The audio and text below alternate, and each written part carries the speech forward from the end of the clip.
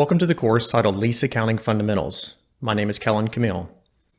This course provides a high-level overview of the accounting and reporting requirements related to lease transactions as outlined in ASC Topic 842. This course addresses the process of determining whether an arrangement contains a lease and the resulting lease classification. This course also addresses recognition requirements as well as some high-level presentation and disclosure topics. Our learning objectives for this course are to determine whether an arrangement contains a lease and how that resulting lease is classified. Additionally, we'll also address how leases are measured, the impacts of lease modifications, as well as some financial statement disclosures required by ASC 842. Let's take a quick run down memory lane and recall how the lease standard evolved. In 2006, the FASB and the International Accounting Standards Board commenced a joint project to improve the financial reporting of lease activities. Nearly 10 years later, the FASB released the final accounting standard with respect to leasing activities. While the intent of the joint project was to align the GAAP and IFRS requirements for lease transactions, this was not the end result. The two organizations diverged in a few key important areas. One of this was around lease classification. The IASB adopted a single lease classification model, whereas US GAAP maintained the two lease classification. Before the standard came out and companies adopted the new guidance, companies did not recognize assets and liabilities from operating leases. These were treated more as off-balance sheet type arrangements. This is not the case under the new standard, though. Other than short-term leases, all leases are recognized on a lessee's balance sheet.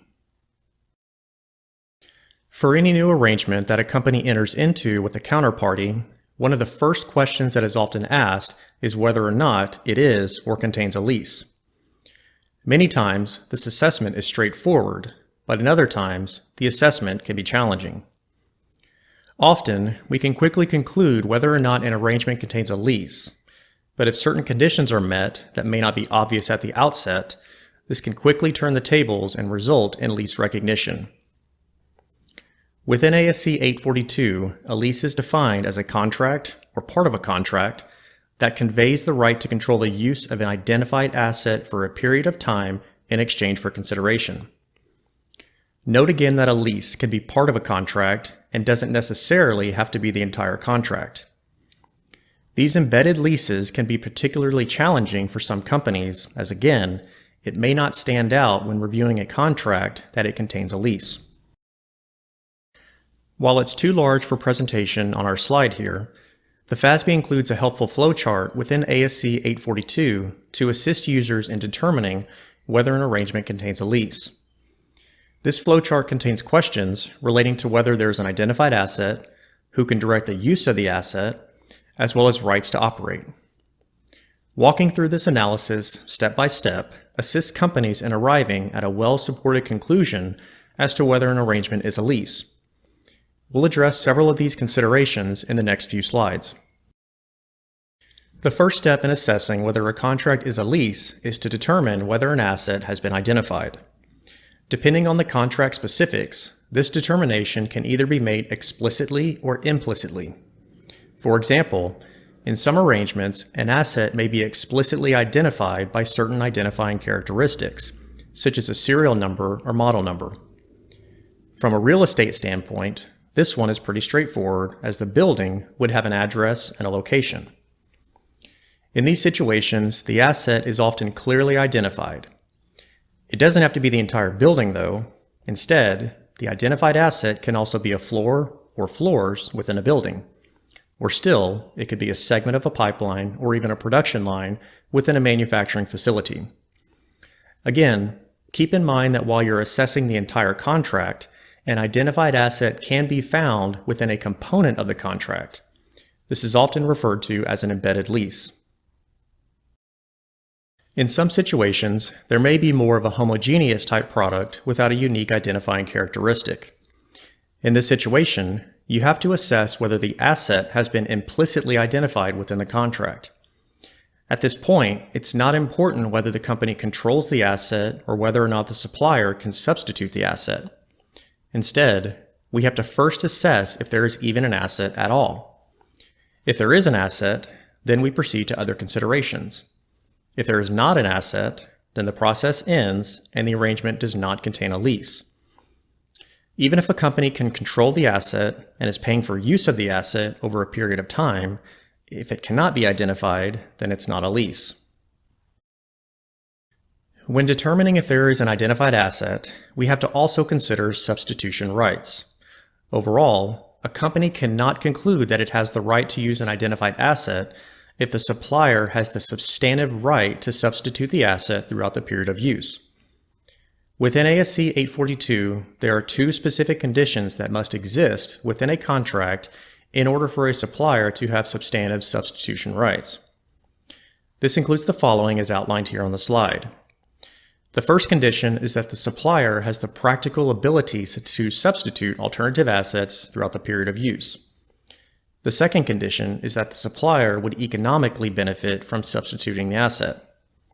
Again, if both of these conditions are met, then the supplier is concluded to have substantive substitution rights. When this happens, there is no identified asset, and in turn, the arrangement cannot be a lease. The FASB notes that substitution rights are generally not substantive because contracts often restrict when a supplier can substitute the asset. Take, for example, the situation where a contract states that a supplier can substitute the asset only on or after a specified future date. In this example, the substitution right is not substantive because it does not give the supplier the ability to substitute the asset throughout the period of use. The final point to note in this slide comes directly from the FASB's basis for conclusions on the lease standard. It says that if a customer cannot readily determine whether a supplier has a substantive substitution right, the customer should presume that any substitution right is not substantive. Said another way, you should presume that it is a lease if all other factors other than substitution rights indicate so. Once you have identified an asset, the next consideration is whether or not you have the right to substantially all of the economic benefits from use of the asset. This assessment goes hand in hand with evaluating the right to control, which we'll discuss in the next slide. Recall that in order for it to be a lease, it must convey the right to control the use of an identified asset over a certain period of time. Again, if there's no right to control, there's no lease. To control the use of an identified asset, companies are required to have the right to obtain substantially all of the economic benefits from use of the asset throughout the period of use. When we say economic benefits, we're talking about the asset's primary output and byproducts. This includes potential cash flows derived from these items. This also includes other types of economic benefits realized from a commercial transaction with a third party. Included in the assessment is a reference to substantially all. You should note that there is no explicitly defined meaning of this term within ASC 842. However, common industry definitions of the term generally land within the greater than 90% range. As a result, if a company adopted an accounting policy for its leasing transactions that substantially all signifies greater than 90%, this would be a reasonable approach. If you've made it this far, then it's safe to assume that an asset has been identified in the contract, the supplier does not have substantive substitution rights, and you have the right to substantially all of the economic benefits. But do you have the right to control the use of the asset? Before the release of ASC 842, the assessment of whether a company had the right to control the use of the asset was based solely on the amount of output it would receive from that asset. Said another way, determining how much of the benefits of the asset a company would receive was the primary consideration for determining control and, in turn, whether the arrangement was a lease. A company has the right to direct the use of an asset throughout the period of use in either of the following situations. The first situation relates to whether the company can direct how and for what purpose the asset is used. If they can, then they would have the right to control. If they can't, they should assess whether there are predetermined decisions about how and for what purpose the asset will be used. When looking at this condition, the company also needs to consider factors such as the right to operate, as well as whether or not the customer designed the asset. One final point to note here, when assessing whether a company has the right to direct the use of an asset, the assessment should only consider the rights to make decisions during the period of use. Said another way, companies should not consider decisions that are predetermined before the period of use. And to complicate things a bit further, a company can even control the use of the asset for a certain period of time and not necessarily the entire contract duration. Decision-making rights is another term that is commonly used within ASC Topic 842 to describe power.